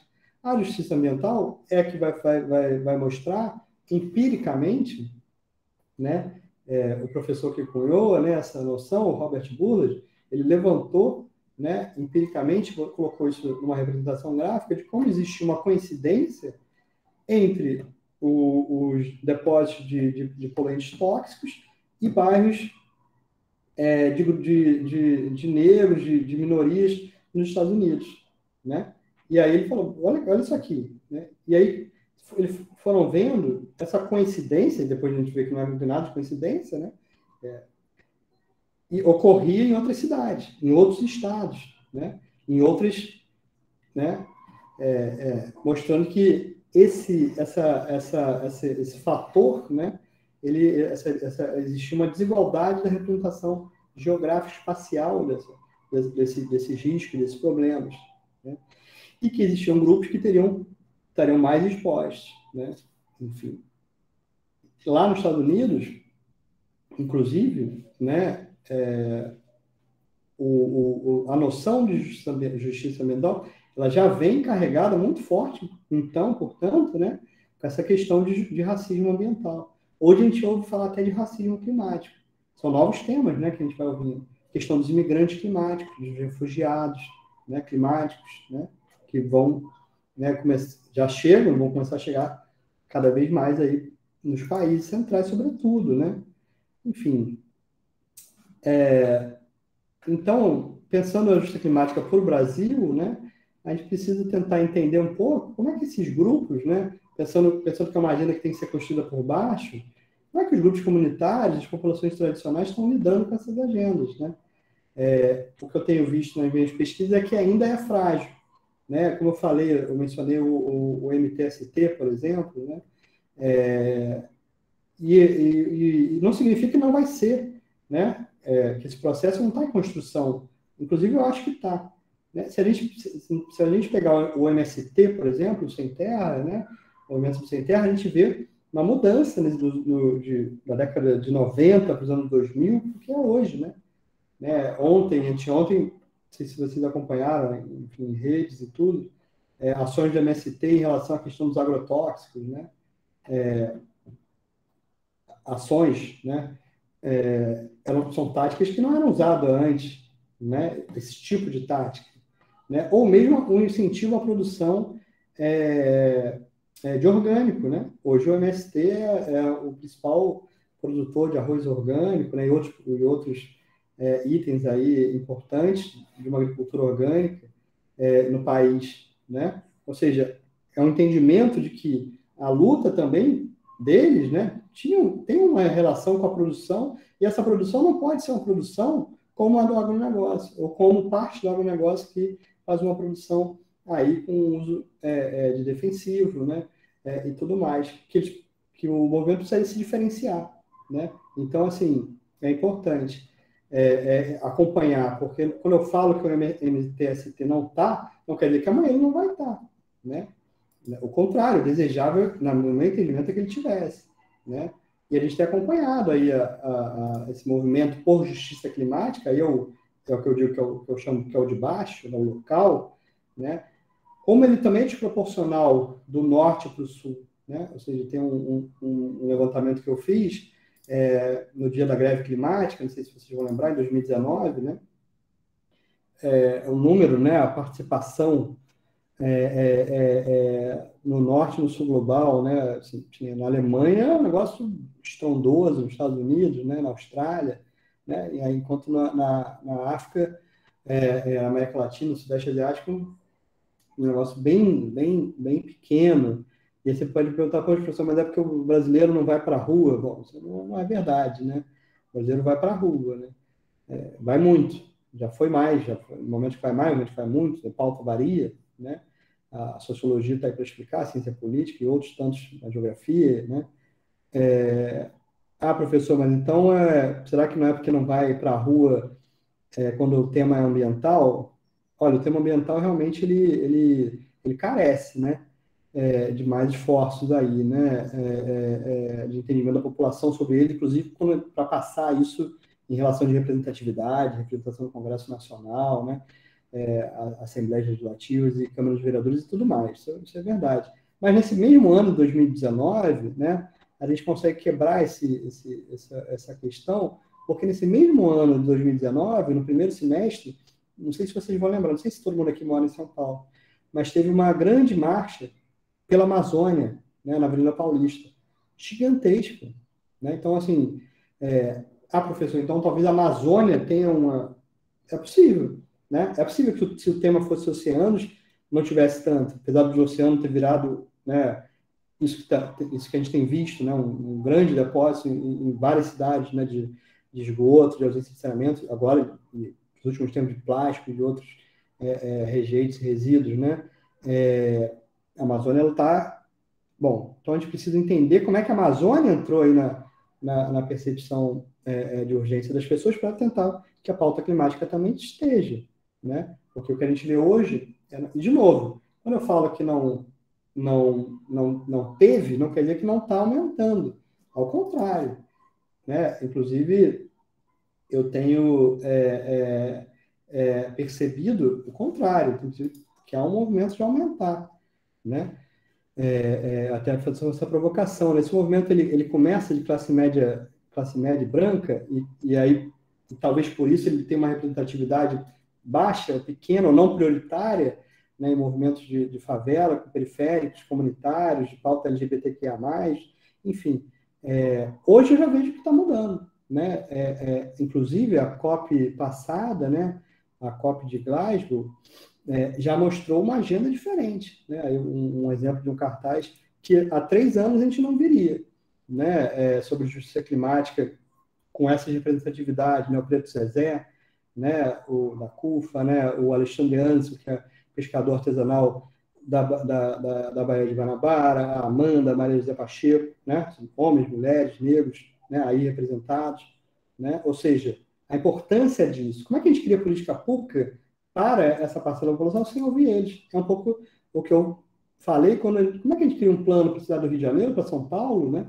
Sem ouvir, né, parte dessa população que é parte presente, né? Ou eu falei 15%, 20% no Rio de Janeiro. Como é que a gente faz isso em Salvador, né? Onde 50% da população mora em área, né, em aglomerados, os chamados, né, aglomerados subnormais. Como é que você faz um plano em Salvador, né, para ação climática sem considerar essa população? Olha como é que em cada lugar, né, a gente tem que pensar nisso, né? Do contrário, de novo, né, a gente pode passar a estar aí incorporando e reforçando a desigualdade, né? Então, assim, essas ações, elas têm que estar, né, pensando que a gente tem poucas chances, né? Aí eu dei o exemplo do PAC. E antes do Minha Casa e Minha Vida, gente, qual foi o último projeto de habitação em larga escala feito antes do Minha Casa e Minha Vida? Foi décadas antes. Então, a gente não pode perder essas oportunidades, né? Tá certo?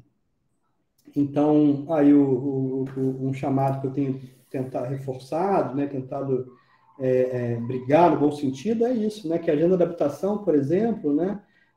Social, ela tem uma interface muito grande com a agenda da mudança climática, ela não aparece, né, ainda, né? E a gente precisa fazer com que isso esteja interligado, ou seja, zerar esse déficit histórico de acesso à moradia em áreas centrais, ela é fundamental para evitar tragédia, né, relacionadas a eventos extremos, é fundamental, né? Para isso, além do poder público acordar, né, para isso, e daí a gente precisa que a gente, do nosso ciclo, né, nossa possibilidade de voto, enfim, de tudo mais, faça a nossa parte, mas que também os movimentos sociais de luta pelo direito à moradia criem essas demandas conectadas a isso, né? E não partam para querer construir habitação social, o programa de moradia em áreas de manancial, em áreas, enfim, né? A gente precisa ocupar as áreas centrais, as áreas que estão com infraestrutura, né? Enfim, esse é um tema que eu acho que a gente tem que pensar bem. Aí um pouco do que eu narrei para vocês, como é que eu vejo já isso mudar, né? Aí uma ocupação da COP de Glasgow, a COP, né? Essa altura vocês já devem estar familiarizados, né? A Conferência de Clima da ONU, a Conferência das Partes. Ano passado foi em Glasgow, agora vai ser no Egito, mas já com a presença pela primeira vez, né? Com essa representatividade, com essa força, né? Da coalizão negra por direitos, né? Levando temas relativos a pautas quilombolas, a pautas de racismo ambiental, de racismo climático, ou seja, como é que isso tem crescido, né? Tem crescido. Ainda não o suficiente para a gente ver isso em política pública, pelo menos no Brasil eu não vejo, nenhum dos planos que eu analisei já no Brasil isso é um componente, né? Mas em termos dos movimentos estarem entendendo e se mexendo, sim, né? Inclusive um desses atores aqui, o Belchior, né, se não me engano, é candidato a deputado federal esse ano, né? Enfim.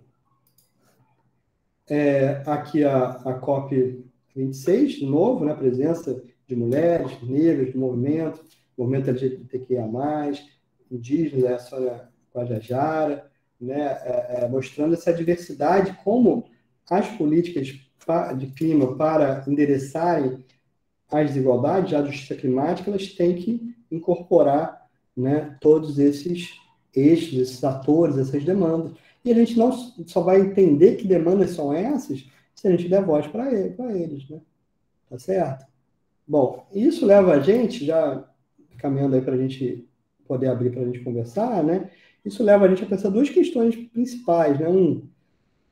A participação da comunidade nacional na resposta de justiça climática em direção à equidade e transição justa de sustentabilidade, ou seja, precisa fortalecer isso mais e mais, né, ao ponto que isso entre, né, na esfera da política pública programática concreta aí.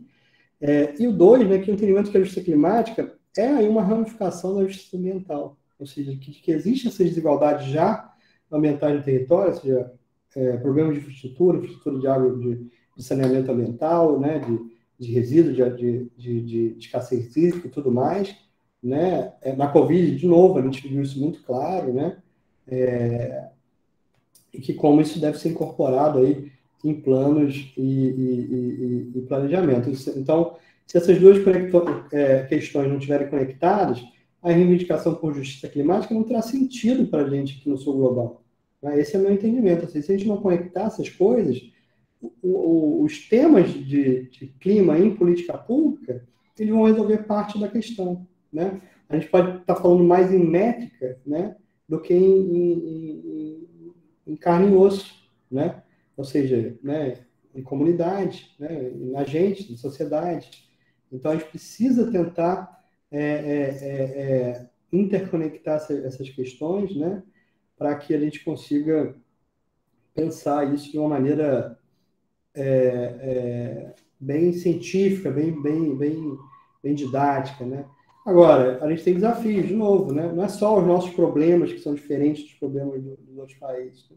A gente tem realidades que são muito próprias nossas, né? De novo, na Covid, eu ficava impressionado com a professora colega da Espanha, que conseguia dados super rápidos, né, para fazer análise em relação à questão da Covid, e a gente aqui penando, né? Um apagão de dados, de DataSUS e tudo mais. Chegou um momento que a própria comunidade, a rede de favelas, né? No Rio de Janeiro, a rede das Marés, em São Paulo, Heliópolis, Heliópolis e Paraisópolis, fazendo um trabalho excepcional, né? De engajamento social, né? E outras tantas, porque a gente não tinha aí uma capacidade de resposta no início da pandemia por parte do poder público, não sabe se tem até hoje, né? Isso se reflete também, né, na questão das comunidades tradicionais, né? Se eu quero saber hoje quantos caiçaras, né, a gente tem no litoral de São Paulo para fazer para pensar uma política pública específica, né, onde eles estão representados no litoral de São Paulo, eu vou ter muita dificuldade de ter esse dado, né? Isso é inacreditável, né? Então, assim, como é que eu vou fazer uma política pública para esse grupo, ou que atenda esse grupo, ou ao menos para ouvir esse grupo, se eu sequer tenho isso já mapeado, né? Isso, estou falando de São Paulo, você imagina, né, quando a gente passa isso para o nível nacional, né? Então, assim, é um desafio muito grande, também para questões de quilombola e tudo mais. Enfim, se a gente não endereça isso, para quem que a gente vai estar, né, beneficiando? É o que eu falei, né, em relação a será que a gente não está perpetuando desigualdade, né? Enfim. E para fechar, gente, tem um poeta, um militante, um ativista, né, nigeriano, aí, o Nimo Bassey, né, que é uma figura excepcional, que eu gosto muito. Aí já pensando também, né, em trabalhar em aula, né, principalmente no ensino médio, mas que ele criou, né, um poema, né, que seria aí o norte, né, de engajamento do que é a justiça climática. Então, trazendo aí um ator negro do Sul Global para falar, né, com a gente, para entrar nessa conversa com a gente, né? E ele fez esse poema que é muito bonito, muito direto, né? Que fala mais ou menos assim, né? I will not dance your beat, né? Quer dizer, eu não vou dançar no seu ritmo, na sua batida, né? If you call plantations forests, se você chama as plantações de florestas. I will not sing with you, eu não vou cantar com você. If you privatize my water, se você privatizar a minha água. I will confront you with my fists, eu vou te confrontar com meus punhos. If climate change means death to me, but business to you, Se a mudança climática significa morte para mim, mas negócios para vocês. I will expose your evil greed. Eu vou expor sua ganância maligna. If you don't leave crude oil in the soil, se você não deixar petróleo no solo, coal in the hole and tar sands in the land, carvão no buraco e areias bituminosas, né, na terra, I will confront and denounce you. Eu vou confrontar e denunciar você. If you insist on carbon offsetting and other do-nothing false solutions, se você insiste na compensação de carbono, mercado de carbono e outras soluções falsas que não fazem nada para resolver o problema, I will make you see red, vou te fazer ver em vermelho, é uma brincadeira aí com o red, com o mecanismo de compensação, né? If you keep talking red and push forest communities away from their land, se você continuar falando sobre red e afastar as comunidades florestais de suas terras, I will drag you to climate tribunal, vou te arrastá-lo para um tribunal do clima. If you pile up ecological debt, se você acumular dívidas ecológicas, and refuse to pay your climate debt, e recusar eu a pagar sua dívida climática, I will make you drink your own medicine. Eu vou fazer você beber seu próprio remédio. If you endorse genetically modified crops, se você endossa aí safras geneticamente modificadas, and throw dust into the sky to make the sun, e jogar a poeira no céu para mascarar o sol. I will not dance your beat, eu não vou dançar na sua batida. Unless we walk the sustainable path, a menos que sigamos aí o caminho sustentável. And accept real solution and respect to Mother Earth. And aceite soluções reais e de respeito à Mãe Terra. Unless you do, a não ser que você faça, I will not, eu não vou, we will not dance your beats. Nós não vamos dançar no seu ritmo. Então, uma mensagem aí para fechar, né, a nossa primeira parte da conversa, né, e resume um pouco, né, de diversos elementos que eu falei ali de forma bem forte, né, e vocês veem, né, ali está a questão da dívida, né, eu não vou pagar, né, os países mais pobres, pagar você que emitiu mais, eu vou pagar a sua dívida, né, eu não vou acreditar em falsas soluções, ao contrário, eu vou denunciar falsas soluções, né, é um poema com uma força muito grande, né, enfim, está disponível aí acho que vocês conseguem ver no YouTube, né, ele foi lido na conferência de Cochabamba, que foi uma conferência importante, né, em 2010, na Bolívia, né, na Conferência da Mãe Terra, para tentar ali dar uma resposta, né, de tentar integrar outras respostas possíveis para essa questão.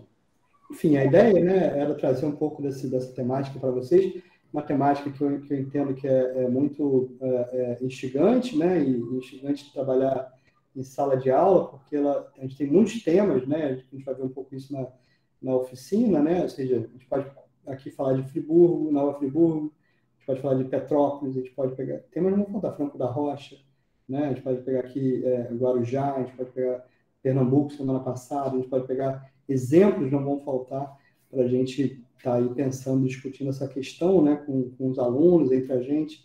Então, um tema aí que tem um potencial que eu acredito que é bem grande. Mas já falei demais, né, Elida? Desculpa aí. Mas é um tema que eu tenho muito apreço de estar conversando com vocês. Tá bom. A gente abre para conversa agora. Obrigada, Pedro. Muito interessante aí, são novas maneiras, né, de ver esse problema aí que as mudanças climáticas também suscitaram, né, a gente a pensar dessa forma. Não a gente, né, mas a sociedade em geral, a comunidade científica. Esse poema ele pode ser usado em sala de aula, tanto em aulas de inglês, né, como em português, ou então geografia, história, né? Ele pode ser utilizado por vários professores aí. Bem legal esse poema também. Eu queria abrir para as questões. Tem algumas aqui. Tem algum monitor meu no... André está aí, né? Sim, professor, estou aqui. Tem 2 perguntas até o momento. Quer colocar algumas questões aí, depois a gente pode ver se alguém mais quer falar? Como? Sim, eu posso pegar essas 2 perguntas aqui, e se alguém mais tiver alguma pergunta, pode escrever no chat ou levantar a mão. Isso. A primeira pergunta aqui é da Silvane. Ela perguntou sobre a ocupação de margens de represas. O desmatamento de áreas de proteção está relacionado à falta de moradias, ou mesmo programas habitacionais que contemplem esse pessoal de baixa renda, sem renda ou sem teto?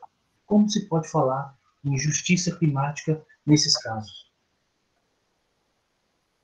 Essa é a pergunta. Você quer ler as duas, André? Que aí eu já... Tá. A segunda é da Karen. Como pressionar a classe privilegiada a mudar em curto prazo? É porque se tem a impressão que não há mais tempo, já que o problema está em frente a gente. Essa é a segunda pergunta da Karen. Obrigado, André. Obrigado pelas perguntas. Quando eu estava compartilhando, eu não conseguia ver o chat. Eu vi que tem alguns comentários aqui. Obrigado, gente, pelas perguntas, né? Enfim, a pergunta da Silvane é uma pergunta de $1 milhão, né? Que vai estar aí, com certeza, na campanha, né? Para o governo. A área de manancial, as áreas de proteção são um tema muito sensível, até como eu mencionei, né? De áreas tanto de áreas de ocupação quanto em áreas de domínio, né? Do crime organizado. Tem um relatório do vereador Natalini, né, de 2 anos atrás, se não me engano, onde ele mapeia, né, a questão, e não é uma questão só de São Paulo, né, no Rio de Janeiro a gente vê a mesma coisa ocorrendo nessas áreas de fronteira, né, de fronteira não, desculpa, de expansão da cidade, expansão da mancha urbana, né, e eu costumo pensar, né, que o problema dessas questões não estão ali, né, elas estão elas começam, ou melhor dizendo, né, elas não começam ali, né? Então, assim, se você tem, né, um programa aí de uma priorização, né, sendo mais direto, de resolução do problema de déficit habitacional, que não é resolvido, né, há 50, 60 anos, não é de uma gestão, não é de um partido, né? Às vezes a gente acha, não é só o partido X ou Y, né? Mas não é resolvido há várias gestões, né? Lembrar que se o Estado de São Paulo ele é comandado por um partido só há muito tempo, a cidade não, né? Né? O Brasil também não, né? Então, assim, não é só um ou outro partido, então é um processo, por isso que é uma linha de longa duração um pouco mais maior, né? Então, a gente não pode falar de justiça climática nesses casos, a gente pode tentar falar a partir desses casos, essa é a diferença.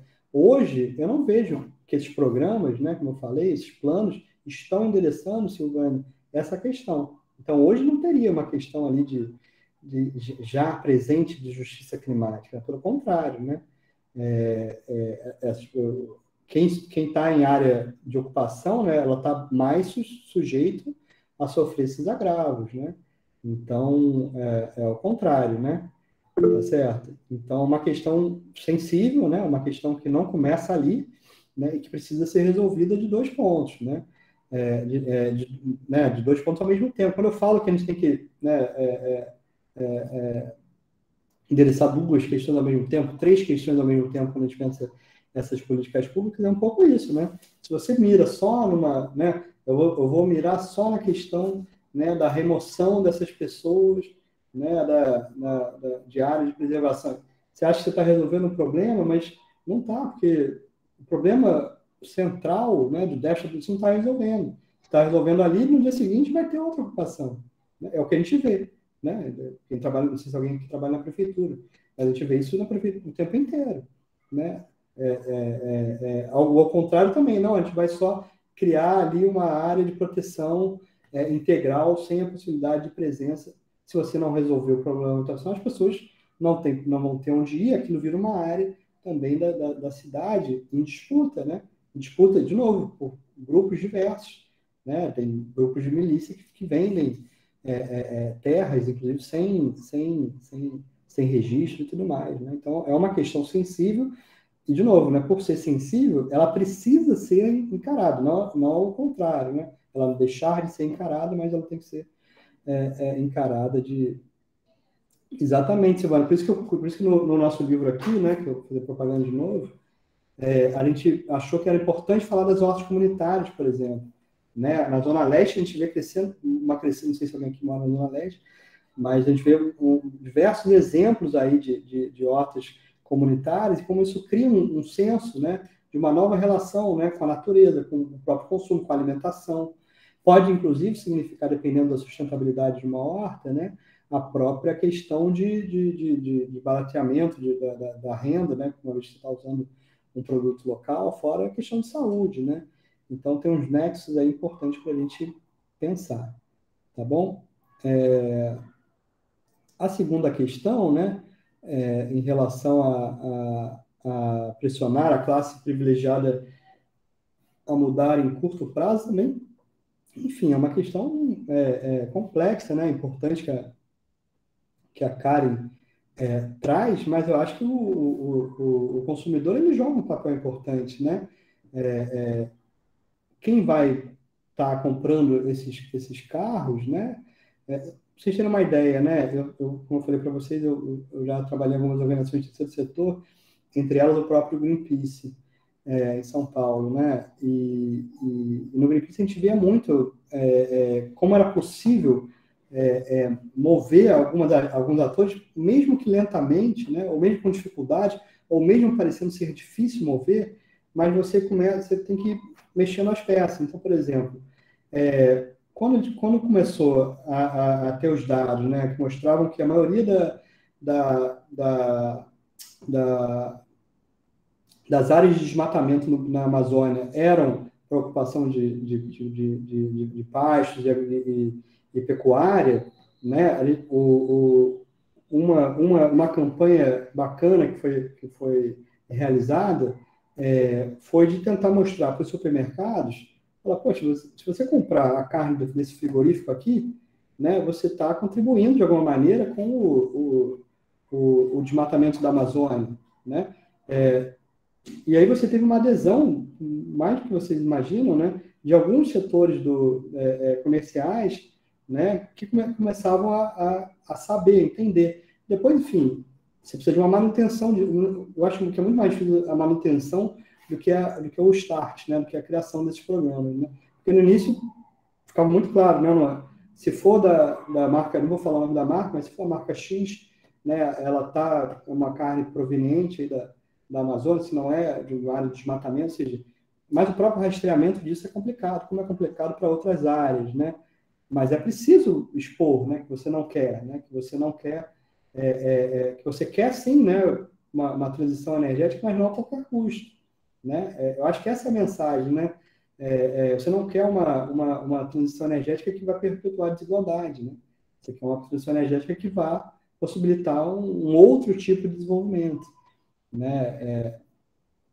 De novo, a gente falou aqui, né, brevemente na apresentação, votar a representação, né, levar essa pauta dos seus candidatos é importante, né? Porque isso você vai criando uma coisa, né, de baixo para cima que é fundamental, né? Ou seja, como é que isso vai estar com força, né, se isso não aparece com força, né, nas arenas públicas, né? Se isso não está com força, né, nos nossos representantes, se isso não está com força nas nossas discussões, né? Então, eles só vão entender que isso é um problema se isso tiver, né? Mas não é fácil, né? De novo, não ser fácil, não sei porque não deve ser enfrentado, pelo contrário, tá? Não sei, André, se tem mais gente. A Janice, ela levantou a mão aqui, talvez ela tenha alguma pergunta. Eu queria fazer um comentário. A gente é tido, né, como uma espécie racional, e aí quando chega eleições, né, deveriam ser super racionais, a gente escolher pessoas que vão garantir a nossa sobrevivência, né, como espécie. e a gente se perde, né, nas eleições, porque foram feitas pesquisas, por exemplo, a população brasileira, mais de 90%, acho que 96%, 98%, concorda que a Amazônia deve ser preservada. Bom, mas a gente não preserva, quer dizer, aí na hora de votar, a gente escolhe pessoas que não vão votar por isso. Então a gente não consegue implementar nem a conservação da Amazônia, que a maioria dos brasileiros concorda que tem que fazer. E aí a gente vê, né, na época das campanhas, ficam os temas, né, questão de valores aí, e se fala muito de aborto, e se fala da ideologias e tal, e a gente acaba não votando, né, na maioria, em quem vai tomar decisões práticas, né, da vida. Então, e aí a gente vê, né, a maioria da população aí que tem nível superior apoia um candidato que destrói tudo. Então, não é fácil, né, a gente se entender como ser humano. Como é que explica, quanto maior a escolaridade, mais a pessoa apoia um governo que destrói a ciência e a educação. E as questões climáticas também, questões ambientais também. Então, é bem complicado, dá um nó, né, na cabeça. Não, Janice, dá um nó, mas a gente tem que, né, ter o ânimo aí para tentar, pelo menos, né, o Eduardo Galeano, que sempre brincava, né, com a questão da utopia, né? O que é a utopia, né? A utopia era, ele falava, né, não sei se vocês já viram esse Eduardo Galeano, né, o Uruguai, nosso Uruguai, que falava, né, a utopia, ela está sempre 10 passos adiante de mim, né? Eu caminho, né, 10 passos e ela anda também, né? Ou seja, ela é o que faz a gente caminhar, né? Você nunca vai chegar nela necessariamente, né? Mas ela vai te fazer caminhar. Né? Quando eu trago aqui o exemplo da Bolívia, ou seja, uma sociedade conseguiu reverter, né, um golpe, né, aqui do lado, né, ou esses exemplos comunitários que vocês mesmos falaram, né, que a gente vê, podem parecer pequenos, e são em escala, né, pequenos, mas eles têm um valor muito importante, né, que é o valor de fazer a gente andar, né, de ter a certeza do que a gente está buscando enquanto caminho de uma sociedade mais justa, igualitária. Né? Então, de fato, a gente vê. Agora, a gente não pode achar também, Janice, percebo isso, acho que essa polarização das últimas campanhas deixou isso bem claro, né? Mas a gente, de alguma maneira, criou-se uma ideia de que o Brasil é homogêneo, né? E a sociedade não é homogênea, né? Pelo contrário, então, assim, só que essas disputas estão mais à flor da pele. Então, assim, deveria ser mais natural, né? Tal governo ganhar, o outro ganhar, sem que isso significasse a corrosão da instituição, né? Acho que o principal problema é isso, né? O Chile, para ficar no exemplo de vizinhos, né? A gente está aqui olhando para o sul, né? Há uma alternância, né? De partido conservador para partido socialista, né? Sem corroer necessariamente ali a instituição, isso é um abalo de institucional, econômico, social, tudo mais, né? A gente deveria conseguir fazer isso. Acho que isso que a gente tem que buscar aí como horizonte. Não sei se a Elisa quer falar também. Não, acho que é isso. E depois eu falo alguma coisa. Yuri, você queria falar alguma coisa? Boa tarde a todas e a todos. Desculpem minha ausência pela manhã, mas eu estava fazendo trabalho de campo, mas consegui acompanhar à tarde, em trânsito, mas já cheguei aqui em casa. E obrigado, professor Pedro, pela aula. E na questão do que você falou, né, queria pedir pedir para você fazer uma análise. Quando você fala, né, da justiça climática, e no começo, quando você falou dos carros elétricos, né, como a gente pode, né, como sociedade, pressionar exatamente isso que foi falado agora há pouco, né, pela Janice, os nossos, né, representantes e os governos executivos, no estímulo de que você possa ter acesso, né, por exemplo, a carros populares elétricos, né, e mais do que isso, de você tivesse transporte público elétrico, né? Eu sou de uma geração, né, a Elisa talvez tenha também andado muito em ônibus elétrico, né? Hoje são raras as linhas, né, em São Paulo, né, como exemplo, que ainda permanecem, né? Então, Eu morava no Cambuci, Aclimação, e eu ia para o centro da cidade com ônibus elétrico, né? Linha Gentil de Moura, Margarida Maria, passavam e eu, né, fazia isso.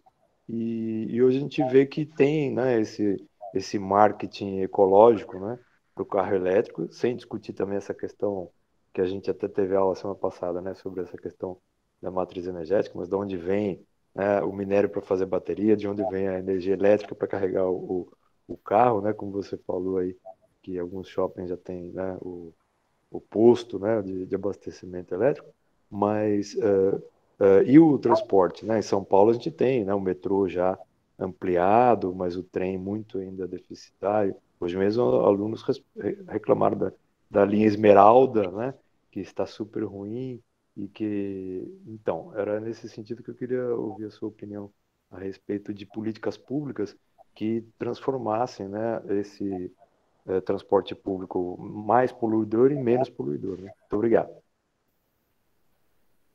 Obrigado, Yuri. Esse tema é muito importante, né? De novo, um tema importante aí para a eleição e tudo mais, né? Talvez a gente fique, né, como a Janice falou, discutindo outras questões, né, na eleição, mas esse deveria ser um tema central. E ele toca numa questão que eu entendo que é a questão da regulação versus desregulação, né? Ou seja, o que a gente quer mais? A gente quer mais regulação ou a gente quer menos regulação? Né? Uma desregulação, né? Ou seja, quando a gente compra um computador, né, ou celular, que é uma coisa que a gente tem trocado com mais frequência, né, porque ele quebra, porque, enfim, a atualização, né, é feita de modo que depois de 3 anos a gente não consiga mais usar o próprio aparelho, né, a gente pergunta, a gente sabe para onde ele vai, né, ou seja, qual é a política para descarte, qual é a política para lixo eletrônico, né? Então, isso significa que se você quer isso, você significa que você quer mais uma regulação, né? Ou seja, é um debate entre regulação e desregulação, né? Ou seja, Califórnia, para pegar um considerado um bom exemplo aí na questão dos resíduos, né? Não sei se vocês tiveram aula de conversa sobre resíduo aqui, mas São Francisco, né, tem 92%, né, do resíduo sendo tratado e outros tantos. Você na Califórnia, quando você compra um equipamento eletrônico, você tem uma taxa, né, do descarte, ou seja, que vai acompanhar para onde esse resíduo está indo, né? Então, assim, isso é uma política pública, né? Isso é uma política pública criada de um lado para financiar isso e de outro para possibilitar que a sociedade acompanhe, né? Essa questão do descarte, que isso seja transparente. Hoje no Brasil, eu tenho um amigo, um colega que é o Cauê, foi contemporâneo meu de pós-doc, geógrafo, professor de geografia, e a especialidade dele é lixo eletrônico, o e-waste, né? E ele tem feito um trabalho mostrando como no Brasil isso ainda é uma questão quase que não existe, né? Assim, em termos da gente saber para onde vai, em termos de descarte, em termos da política pública. Então, eu diria que para o carro elétrico, ou para qualquer outro, a discussão é essa, né? Ou seja, como é que ela vai ser essa entrada? Qual é o marco regulatório dessa entrada? É só para incentivar que ele venha? Porque se for só incentivar que ele venha, o que vai acontecer? Né? A gente está... É o Cauê Lopes dos Santos. Tá? Cauê Lopes dos Santos. Se for só para incentivar, né, o que vai acontecer? É isso que eu falei. Alguns vão ter... Né? Hoje um carro elétrico, para ficar falando da Tesla, né, para falar da Nissan, né, um carro elétrico do Nissan Leaf, não sei se alguém tem, ou se tem o dinheiro para ter, né? Mas o Nissan Leaf custa R$250 mil. Né? Quem é que tem R$250 mil para comprar um carro elétrico? Né? É complicado, né? E outro, esse carro, ou seja, por quê? Você não criou uma questão. E aí você mencionou o transporte público. Isso que eu falo, né? As coisas têm que ser de uma vez só, né? Ao mesmo tempo que você cria, né, um marco regulatório, né, que vai acompanhar essa cadeia, alguns chamam de ciclo B, né, ou empresas B, né, economia circular, mas que acompanhe, né, a produção, né, como orgânico, né? Alguém falou de orgânico aqui.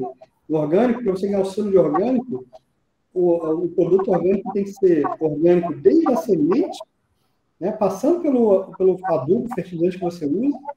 Durante o processo, não pode ter cruzamento, né, até a venda. Ou seja, não por que no produto não é a mesma coisa? Né? Ou seja, né, quando você for comprar um carro elétrico, não tem que explicar para você qual é o ciclo que ele vai...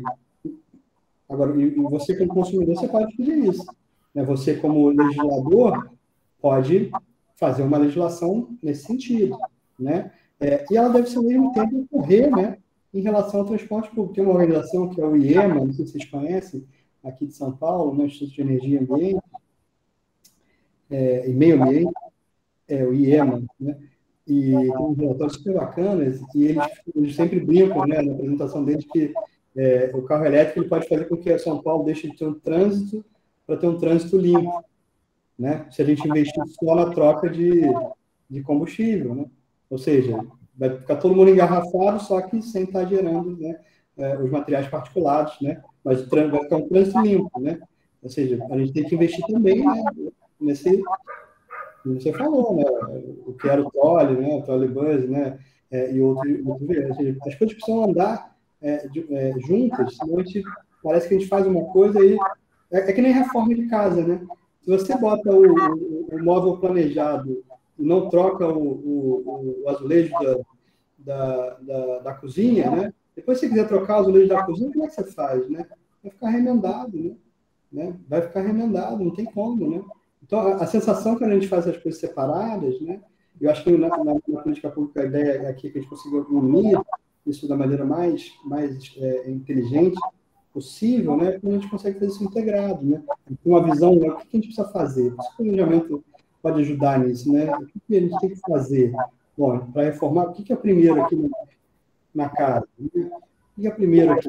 Para botar aqui, né? Então, um pouco por aí que eu vejo, a gente precisa avançar, né? Porque mesmo o metrô de São Paulo sendo já maior do que em outras capitais, ele ainda precisa, né, aumentar bastante, assim como o trem melhorar, né?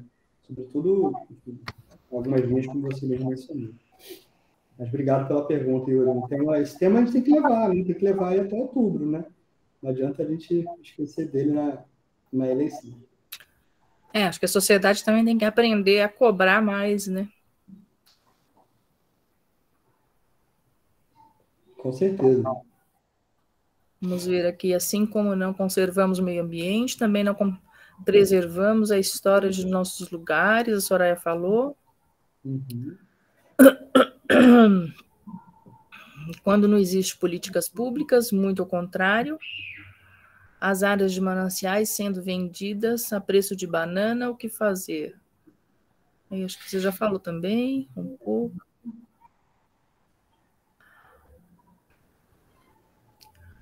Bom, eu acho que alguém quer fazer mais alguma questão rápida, objetiva? Eu acho que a aula foi muito boa, várias pessoas falando aqui, agradecendo a excelentes reflexões, interessantes reflexões. Obrigada pela aula, professor. Excelente aula. Eu acho que foi uma perspectiva diferente, né, que a gente precisa ter essa perspectiva na cabeça, né? Eu queria agradecer mais uma vez a aula, Pedro. Lembrar que, então, no sábado que vem, você vai apresentar mais alguma coisa sobre um formato mais de uma conversa, né? Mais... Isso, mais casos, né? Tá. E lembrar aos alunos que na quinta-feira, quarta ou quinta-feira, né? A gente tem uma aula, não é isso? Espera aí, deixa eu ver quando que vai ser.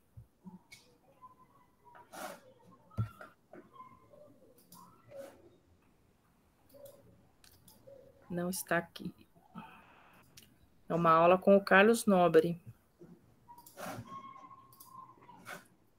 Ainda bem que eu falei antes, né? Porque se eu falasse depois do Nobre, vocês não queriam nem me ouvir.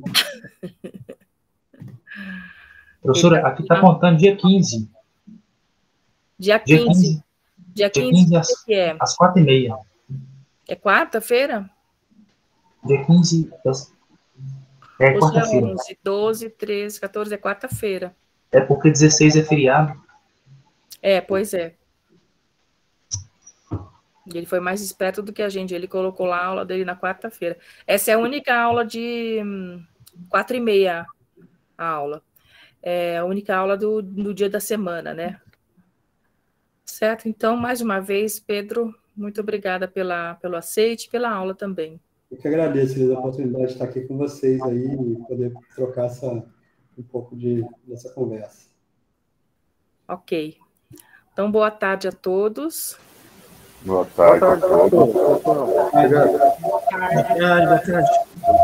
Obrigado. E Elisa, não esquece de desligar a gravação. Boa tarde, gente. Professora Maria Elisa. Obrigada, boa tarde. Até semana que vem. Professora. Oi. Eu vou estar dando aula na quarta-feira. Aí eu posso assistir depois? Vai ser gravada a aula? Vai ser gravada. Está sendo sempre gravada. Então eu tá coloco bom, lá no